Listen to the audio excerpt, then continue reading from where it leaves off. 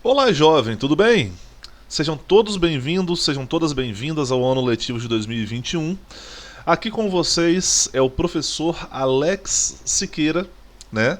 E eu sou o seu novo professor de física aqui nesse ano. Legal?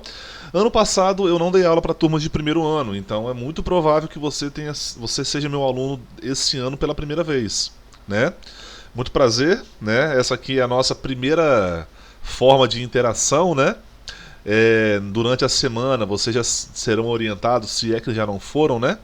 Que nós teremos aí aqueles dias de turma A, turma B, né? Que diz aí quem vai ter acesso às aulas presenciais e quem vai assistir a aula nesse formato em casa. Tá certo, galera? Bom, gente, a nossa vida mudou de ponta cabeça no ano passado. Tanto a nossa como a de vocês, todo mundo, né, passou por algum processo de crescimento de alguma forma, né, durante esses dias, semanas, meses aí de pandemia. Tá certo, galera? Bom, gente, eu gostaria logo de antemão, desejar muita força para todos vocês, né, muita determinação, né, galera? Sei que é muito difícil, né? Tudo isso que está acontecendo. Estou torcendo para termos logo uma vacina acessível para nós, né, professores, alunos, né, aquela coisa toda, para que a coisa volte, né, naquela normalidade na qual nós estávamos acostumados. Agora estamos nos acostumando a essa realidade paralela, digamos assim, né? Muito bem. É... Bom, galera, na aula de hoje nesse nosso primeiro encontro, né? Eu quero falar com vocês aqui de algumas coisas relacionadas ao nosso ano de 2021, como avaliações, pontuação, alguns detalhes da própria equipe de física, tá certo, galera? E bom, vamos lá, vamos lá. O negócio é o seguinte, galera. Bom, já me apresentei para vocês. Me chamo Alex Siqueira, né? Sou professor de física, trabalho no AP. Ano que vem vai fazer 10 anos, tá? Eu entrei no AP em 2012, né? Ao longo dos meus 20 e poucos anos aí. Legal? Olha só, gente. A nossa matéria, ela simplesmente é dividida em três partes, tá? Desde o ano passado, galera, nós do AP mudamos, né, o nosso material didático, né, o nosso livro didático. E você que de repente aí estudar mais tempo, você deve lembrar do material anterior, né? Quando nós mudamos para esse material do sistema ético no ano passado, como é um material novo, né, nós precisávamos ali nos adaptar, né? Mudamos aí, nós tínhamos duas frentes de física, né? Física A e física B. Agora nós só temos uma frente mesmo, né? Eu vou ser o seu único professor de física nesse ano. São 4 aulas de física por semana, se liga aí. E também, pessoal, nessa mudança de material, a matéria do segundo ano, por exemplo, ela mudou um pouquinho. Ah, gente, não liga não, tá? Aqui do ladinho aqui tá rolando uma obra. Estão construindo um prédio aqui do lado. E aí às vezes faz um barulho mesmo, um caminhão, alguma coisa aí, né? E bom, como eu estava falando para vocês aí, pessoal, eu vou dividir aqui a matéria do ano em três partes, tá certo, pessoal? Em três partes, e nós vamos começar com a termologia, né? Termologia, termo tem a ver com temperatura, fontes de calor, né? E logia vai ser o estudo, então a termologia é o estudo do calor, de uma forma geral, né? Pessoal, calor é uma forma de energia que ela é muito importante quando nós vamos ali aprender sobre o desenvolvimento tecnológico, né? O desenvolvimento da desenvolvimento das questões da ciência em geral, né? O domínio de certas grandezas físicas, né? Ali você estudou em história, lá no século XVIII, ali a Revolução Industrial, a primeira Revolução Industrial. Então, tipo assim, essa parte da matéria de física, ela vai dialogar com essa, digamos assim, essa etapa da história, né? em que o ser humano ele passa a parar de trabalhar de forma braçal, digamos assim, né? Como era antigamente, aí ele passa a utilizar o conhecimento, né? Para fazer aí certos trabalhos, né? Como por exemplo tecer tecidos de uma indústria têxtil, né? Ao invés de ser pessoas lá tecendo aqueles tecidos, aqueles fios, uma máquina faz isso ali com a conversão do calor em movimento, né? Então aqui a primeira parte do nosso estudo, da nossa matéria, é a termologia, né?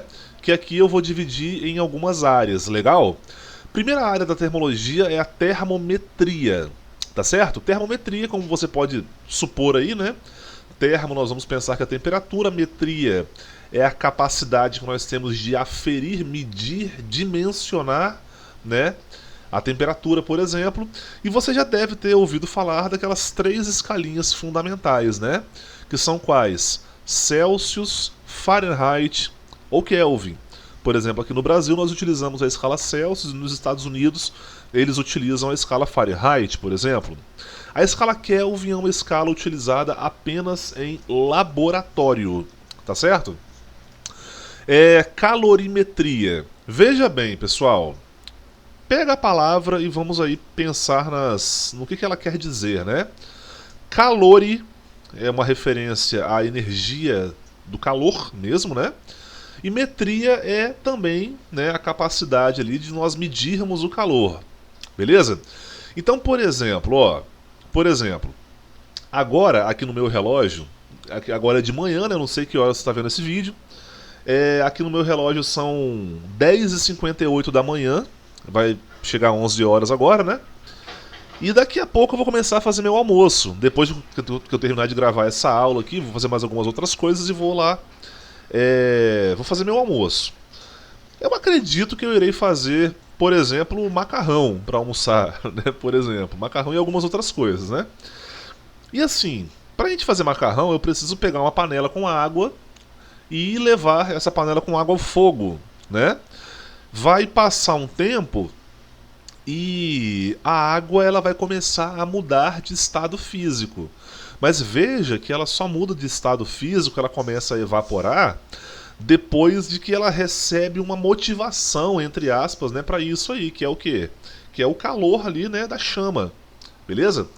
Então assim, a calorimetria ela é uma área da matéria de física, da termologia, que avalia quanto de calor nós precisamos fornecer ou retirar de um sistema para que esse sistema mude de temperatura ou mude de fase.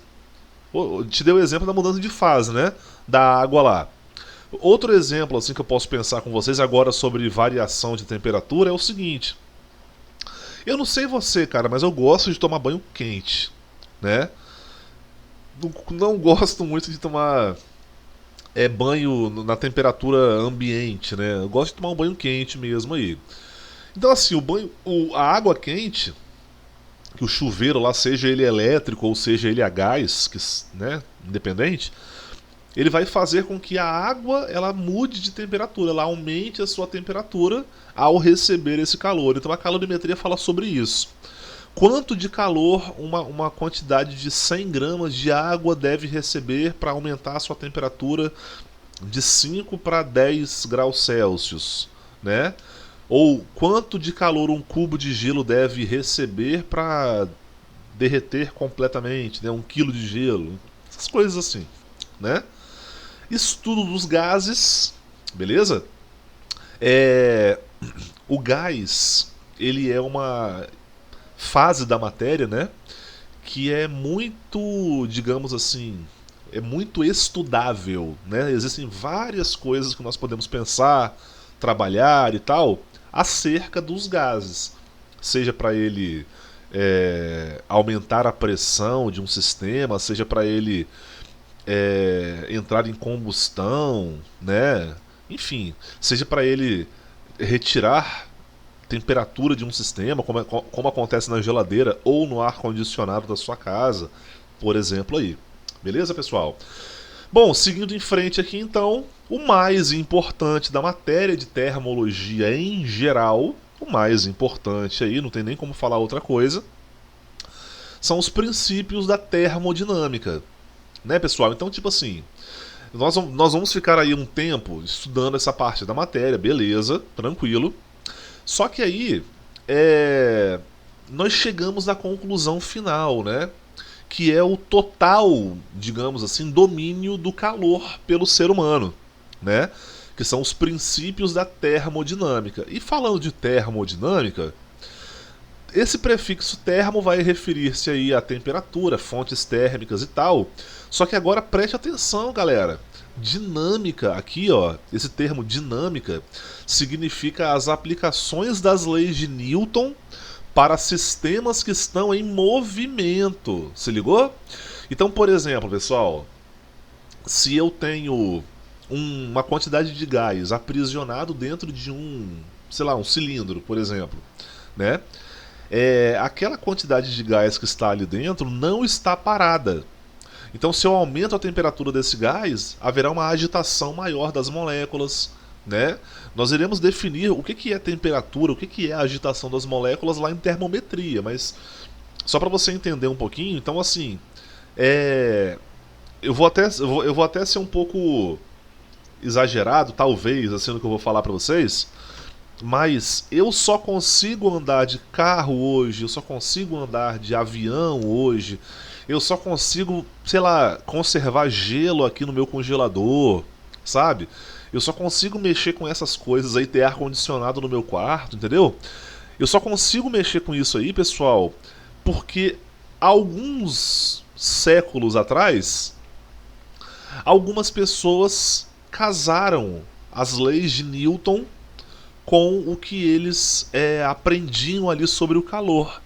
Eles pensaram assim, pô, e se eu aplicar as leis de Newton para esses assuntos, né? Esses temas de calor? O que vai dar? Aí deu a termodinâmica. Então, tipo assim, motor a combustão de carro, moto, avião, trator, ônibus e assim por diante, é tudo base da termodinâmica. Avião, navio, que seja, essas coisas aí são todas características da termodinâmica. E a termodinâmica é muito importante, pessoal, também por um contexto histórico, né?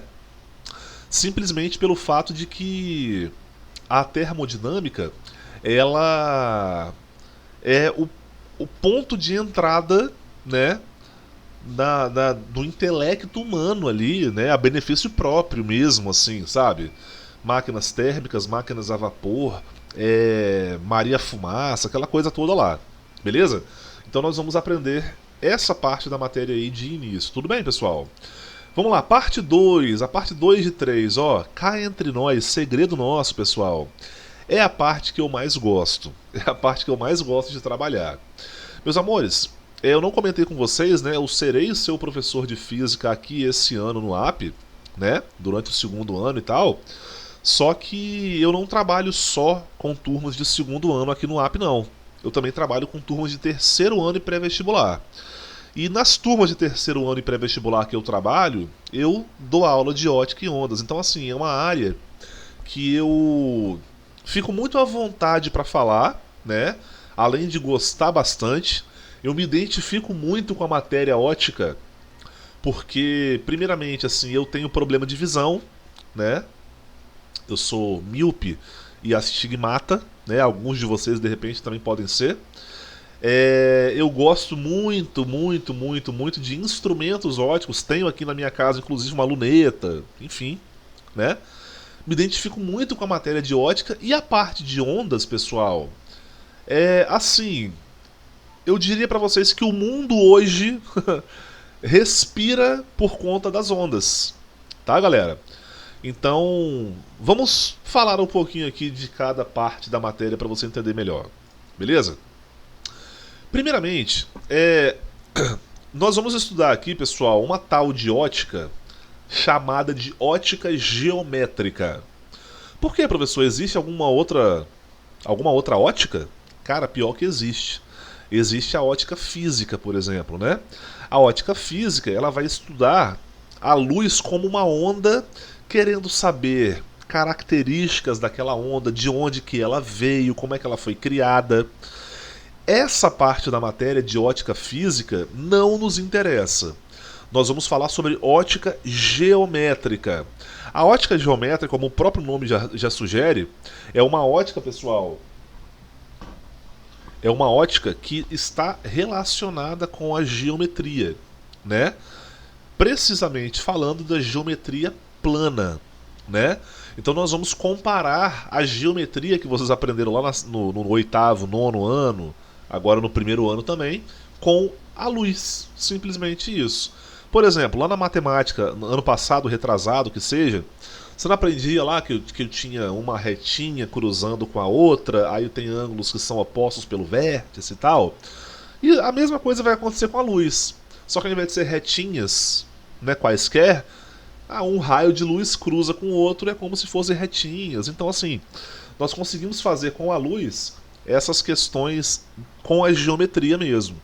Então existem alguns fundamentos, né, que comparam a ótica com a geometria plana, e nós vamos falar sobre isso aí quando chegarmos, né, nessa parte da matéria, legal? Reflexão e refração, molecada. Reflexão e refração representam o grande cargo-chefe da matéria de ótica. Estamos falando de ótica por enquanto, tá legal? Reflexão e refração, porque assim, a reflexão ela se baseia mais na parte de espelhos, né? Espelhos planos ou espelhos esféricos, tá legal? E a refração, ela vai falar mais sobre a parte das lentes e de alguns outros fenômenos ópticos também, né? Como a decomposição das cores que acontece lá na formação do arco-íris, né? Na parte também da fibra óptica. Galera, assim, eu não sei se já te falaram, não sei se você sabia disso, só que você só está me assistindo aqui agora por conta desse fenômeno aqui, ó. Sério mesmo. Se nós não dominássemos o assunto refração, não existiria internet. Simplesmente isso. Aliás, minto, não existiria internet da forma como nós conhecemos hoje, banda larga, fibra, né? A internet talvez seria discada como era no começo dos anos 2000, né? Não é a época de vocês não viveram isso, ainda bem, né? Porque imagina só, cara, você que gosta de jogar um MMORPG, um RPG de mundo aberto e tal. Você tem que ficar o tempo todo conectado na internet pra fazer lá as missões, aquela coisa toda. Imagina você fazendo isso em 2001 sem ter acesso total à internet, um acesso limitado à internet. Eu vivi essa fase aí. E foi bom assim, né? Foi bom, eu aprendi a ter paciência. Mas basicamente é isso, pessoal. Reflexão está para espelhos, assim como refração está para lentes. É basicamente isso aí. Tá legal, pessoal? E é claro que aqui dentro de refração existem várias outras situações, né? Como eu já citei para vocês algumas delas. E também algo que, como eu falei agora no início da explicação, eu me identifico bastante.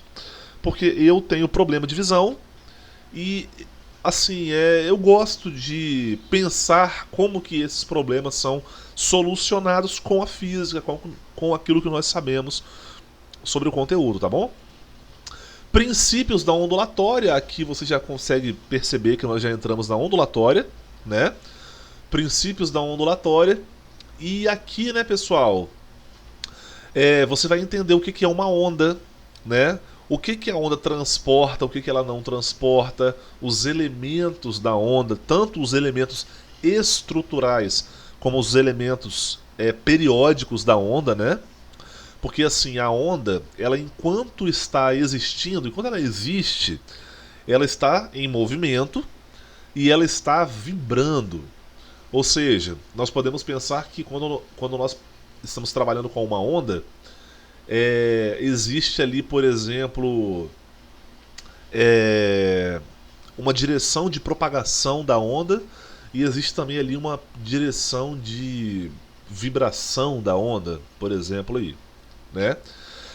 Princípios da ondulatória, muito importante ali, né? Aquela base que você tem que ter para entender um pouquinho de ondas, tá legal? Fenômenos ondulatórios, né, galera?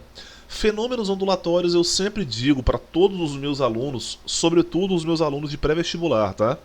Que fenômenos ondulatórios representam a parte da matéria mais importante, tá? A parte mais importante da matéria, tá legal? Porque nós usamos os fenômenos ondulatórios o tempo inteiro. Vou te dar aqui vários exemplos, presta atenção.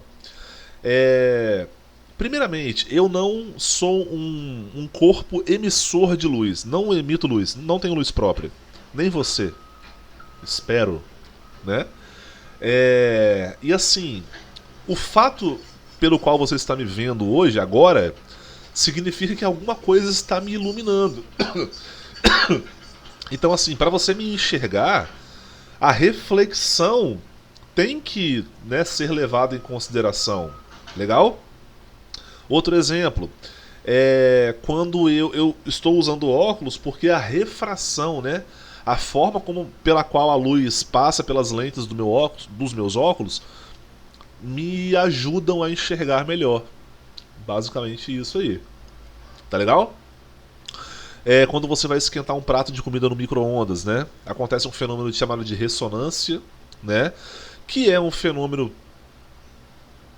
que é o mesmo fenômeno, né, que acontece no violão, para você tocar lá o violão e escutar o seu som, por exemplo, ali. Tá legal? Eu falei para vocês aqui agora há pouco, né, que aqui do lado do meu apartamento, do lado mesmo, assim, do meu apartamento, estão construindo um prédio. E tem lá os caminhões, as máquinas, né, as pessoas que trabalham na obra e tal. E assim, aqui agora, por exemplo, eu não sei se você consegue ouvir, mas eu tenho a impressão de que tem alguma máquina ligada lá embaixo. Mas eu não estou vendo, não estou olhando lá para baixo. Mas eu estou ouvindo.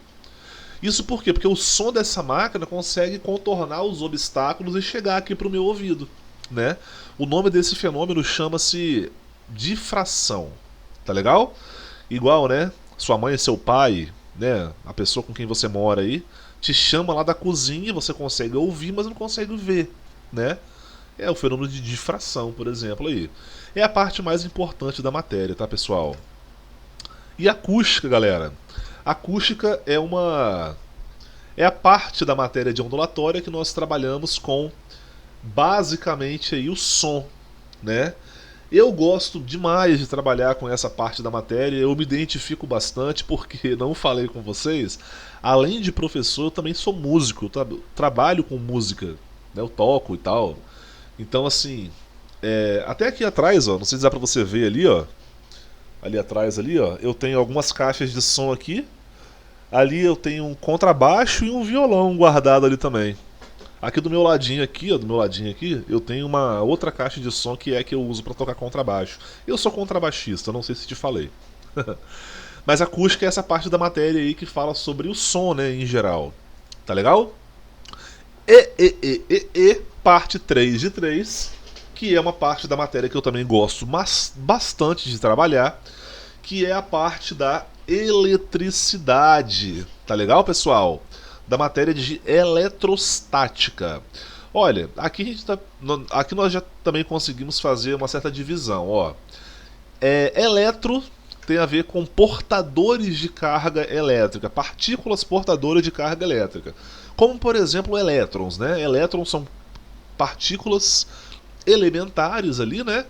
Que elas são providas de carga negativa. Nós vamos falar melhor sobre isso mais pro final do ano, tá? Fica tranquilo. E estática, pessoal, é o contrário de dinâmica. Lembra de dinâmica lá, de termodinâmica? Pois é.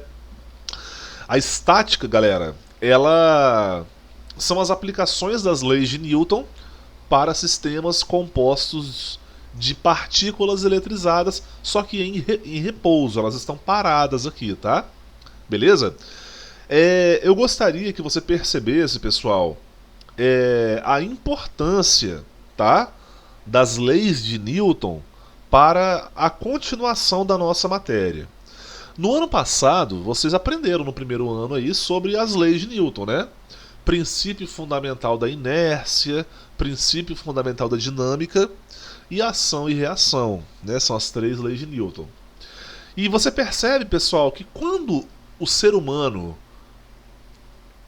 assim, relaciona as leis de Newton com o calor, surge uma revolução industrial, né? No caso, surge a termodinâmica ali. Quando o ser humano relaciona as leis de Newton com a eletricidade, gera a nossa vida. Você já parou para pensar como é que seria a nossa vida sem energia elétrica? Seria diferente, né? Dá para viver? Ah, velho. Acredito que sim. De alguma forma. Imagina, hipoteticamente, que acabe a energia elétrica do planeta Terra. Imagina, assim, hipoteticamente. De alguma forma nós iríamos sobreviver, porque energia elétrica está aí há 200 anos só, né? Mas seria uma situação muito desconfortável, né? Tendo em vista a nossa vida atual. Tá legal? Então, assim, galera, basicamente a matéria do nosso segundo ano aqui é você conhecer as tecnologias por trás da nossa vida atual. Basicamente isso. Tá legal? Bom, eletrostática, né? Nós vamos aprender ali um pouquinho sobre estrutura da matéria, nada que você não saiba, beleza? Nada que você não saiba. Né, em relação às partículas elementares, né, os prótons, elétrons e também os nêutrons, beleza? Vamos falar sobre carga elétrica, o que é carga elétrica, tá? Engraçado que, assim, vocês que nunca estudaram sobre isso, pelo menos não da forma como nós vamos estudar esse ano, não sei se você consegue ver uma relação entre carga elétrica e massa, tá? Carga elétrica e massa não são a mesma coisa, mas são duas, digamos assim, dois elementos fundamentais da matéria, né? Tudo aquilo que é provido de matéria tem massa e tem carga elétrica também, né? Podemos pensar dessa forma. Quantização da carga elétrica. Quantização. Olha só. O que significa a palavra quantização? Quantizar. O que significa isso? A quantização, galera, ela representa uma... Presta atenção comigo, ó. A quantização, ela representa um número inteiro multiplicado por um número fundamental. Certo? Tipo assim, vamos imaginar que o número fundamental seja 2,5. 2,5 representa alguma coisa importante para a nossa matéria. Então, quantizando o 2,5 é o quê? É 1 vezes 2,5, 2 vezes 2,5, 3 vezes 2,5, 4. Ou seja, são números inteiros, 1, 2, 3, 4, 5, 6, 7, 8, 9, 10 e tal, multiplicando um valor fundamental. Então, por exemplo, pessoal, simplesmente, por exemplo, se eu pego aqui o meu celular, né? O meu celular aqui, gente, ele é feito de matéria, então ele tem aqui na sua composição partículas elementares, né? Vamos imaginar, pessoal, que esse celular ele tem uma carga elétrica. Essa carga elétrica ela está em função do número de elétrons que esse celular perdeu ou ganhou. Se ele perdeu um elétron, se ele perdeu 2 ou 3 ou 4 ou 5 elétrons, ele vai ter uma carga de acordo com essa perda. Se ele ganha 1, 2, 3, 4, 200 elétrons, proporcionalmente também vai ser, né, uma relação ali, né, quantização com esses valores. Beleza?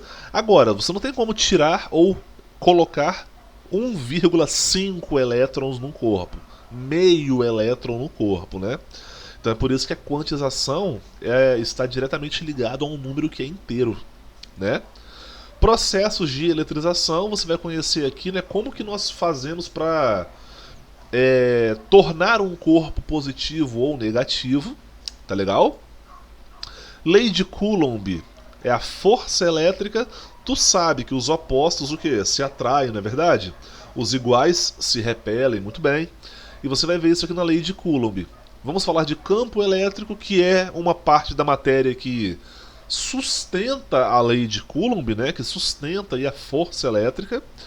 Potencial elétrico tem a ver com a energia que é fornecida e tal para essas partículas eletrizadas, para que elas possam desenvolver alguns papéis, né?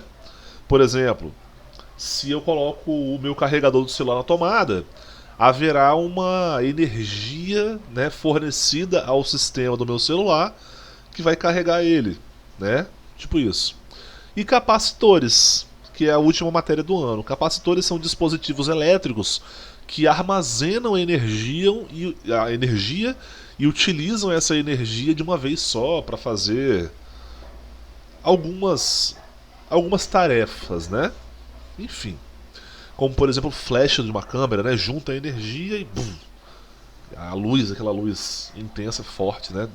De uma vez só, né? Beleza, meus amores? Então isso aqui está relacionado com a nossa matéria. Já é? Vamos falar então sobre avaliações. Tá legal? Bom, eu imagino que daqui pra frente, galera, algumas coisas que eu vou falar aqui, alguns professores já tenham até falado com vocês. Mas eu quero falar sobre, digamos assim, sobre o meu ponto de vista. Tá certo? Avaliações. Quais são as avaliações? Quantas são? Como é que é? Vamos lá. Ó, nós temos aí uma prova discursiva, a qual nós atribuímos o nome de PD. Prova objetiva, que carinhosamente nós chamamos de PO, né? A PO, ela acontece, pessoal, exclusivamente nos 2 últimos trimestres, né? No primeiro, no segundo e no terceiro trimestres. Clássico simulado Enem, né? É uma prova dividida em 2 dias mesmo, né? Com 90 questões por dia. Nossa, deu um soluço agora, desculpa. Que simula aí, né, pessoal, muito bem o que é o Enem em si. E também uma atividade diversificada, né? Atividade diversificada, pessoal, como o próprio nome já diz, como o próprio nome já sugere, é uma atividade que ela é descolada dessa questão de prova individual sem consulta, né? Então aqui eu vou pedir para vocês entregarem, apresentarem um trabalho, alguma coisa do tipo aí. Legal? E também, pelo menos confirmado, já temos nesse primeiro trimestre aí o simulado da Ético, né? O simulado da empresa que oferece o material didático, desculpa, pessoal, tô com soluço, tá? E, bom, são essas 5 avaliações que nós temos aí por trimestre. E por falar nisso, ó, o primeiro trimestre ele vale 20 pontos, o segundo trimestre vale 35 pontos, e o terceiro trimestre vale 45 pontos. Se você somar os 3 aí, pessoal, você faz o quê? Você simplesmente encontra aqui, né, os 100 pontos, que é a pontuação geral do ano aí. Tá legal, galera? Muito bem. Aqui você pode perceber que eu já peguei aqui a divisão para vocês de todas as avaliações por trimestre, né, pessoal? Quer ver só? Então vamos lá, ó. Bom, primeiro trimestre, nós temos aqui, ó, prova discursiva, ela vale 8 pontos. Simulado Enem também vale 8 pontos. A AD, a atividade diversificada, vale 4 pontos. E aqui já fecha, né, pessoal, os 20 pontos do primeiro trimestre, né? 16 aqui com 4, 20. Só que aqui você vai ganhar ponto extra, né, pelo simulado da Ético. Beleza? Professor, não estou vendo o simulado da Ético nos demais trimestres. Bom, acredito que nos outros trimestres a escola vai divulgar alguma coisa, né? Fique tranquilo quanto a isso. Aqui, ó. Prova discursiva, simulado Enem, atividade diversificada e PO. Prova discursiva, simulado Enem, atividade diversificada e PO no terceiro trimestre, né? Nós trabalhamos aqui no AP, pessoal, com a média de 60%, tá? Então aqui, ó, para você ficar na média, 60% de 20 é 12, 60% de 35 é 21 e 60% de 45, meu Deus, tá ruim esse soluço, desculpa, gente. 60% de 45 é 27, tá legal? Bom, pessoal, para finalizarmos aqui a nossa aula, eu quero falar para vocês uma coisa que muitos de vocês que já são alunos do AP do ano passado já sabem, né? Que é a nossa matriz de correção das questões de uma prova, das questões de uma atividade, né? Que no caso é o seguinte, eu vou fazer um exemplo com vocês na sequência, tudo bem? Então assim, ó, eu tenho uma questão, vou ler a questão, vou começar a resolver a questão. O que eu tenho que fazer? Primeira coisa, ó, identificação do problema. Se você me fala o que eu quero que você encontre naquela questão, você já recebe 10% da questão, tá? Anotação de dados, 10%. Anotação das unidades de medida, 10%. Anotação da fórmula matemática, 10%. Então assim, para você começar a fazer a questão, para você ler a questão, anotar os dados e tal, eu já te dou quase metade da pontuação da prova, tá, pessoal? Desenvolvimento da questão, 30%, né? Ela tem que ser bem desenvolvida matematicamente, né? Organização, gente, muito importante, tá, gente? Na hora de fazermos provas, atividades, né, galera? Que sejamos organizados, tá? E para motivá-los aí, ó, eu vou te dar 10%. Resposta correta, 20%. Resposta correta é o quê? É valor numérico e unidade de medida, tá bom? Vamos a um exemplo aqui pra gente finalizar nossa aula, ó. Um veículo parte do repouso em movimento retilíneo e acelera com aceleração escalar constante e igual a 2 metros por segundo ao quadrado. Pode-se dizer que a velocidade escalar do veículo em metros por segundo após 3 segundos vale quanto? Bom, olha só. Primeiramente, qual que é a nossa primeira coisa a fazer na hora de resolver um problema? Identificar o problema. Eu quero fazer o quê? Eu quero calcular a velocidade. Então você vai escrever, velocidade V vale quanto? Né? Segunda coisa, dados. Dados com as unidades. Vamos ver aqui, ó. O veículo parte do repouso, então a velocidade inicial vale 0. A aceleração escalar constante igual a 2 metros por segundo ao quadrado. A vale 2 metros por segundo ao quadrado. E após 3 segundos eu quero calcular a velocidade. Legal? Qual que é a fórmula que eu vou usar? V é igual a V0 mais AT.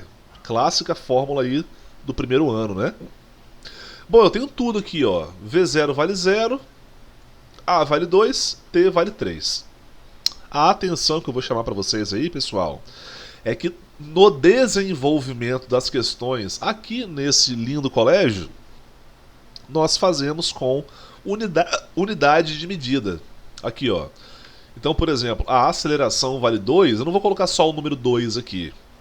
Eu vou colocar 2 metros por segundo. Pode ser em parênteses, pode ser sem parênteses, pode ser em colchete, pode ser da forma que você achar melhor, tá? Mas por que a gente coloca com unidade? Porque imagina só, metro dividido por segundo ao quadrado vezes segundo. Eu posso cortar esse segundo com um desses dois aqui. Então se eu corto esse segundo com um desses dois aqui, sobra qual unidade? Sobra metro por segundo, né? Que é a unidade da velocidade mesmo. A resposta são 6 metros por segundo. Então, Goku Super Saiyajin 1 com o seu Kamehameha mostra pra gente ali a resposta, a letra E. Beleza, pessoal? Bom, pessoal, hoje só foi a apresentação mesmo, né? É um prazer já estar aqui com vocês aí ao longo desse ano, tá? Vamos fazer aí o possível e o impossível para fazermos aí do seu segundo ano desse ano agora aí híbrido, né? Híbrido, né? Da forma mais prazerosa possível. Tá legal, pessoal? Bom, nos encontramos na nossa próxima aula e até lá. Valeu, pessoal. Um abraço. Fui.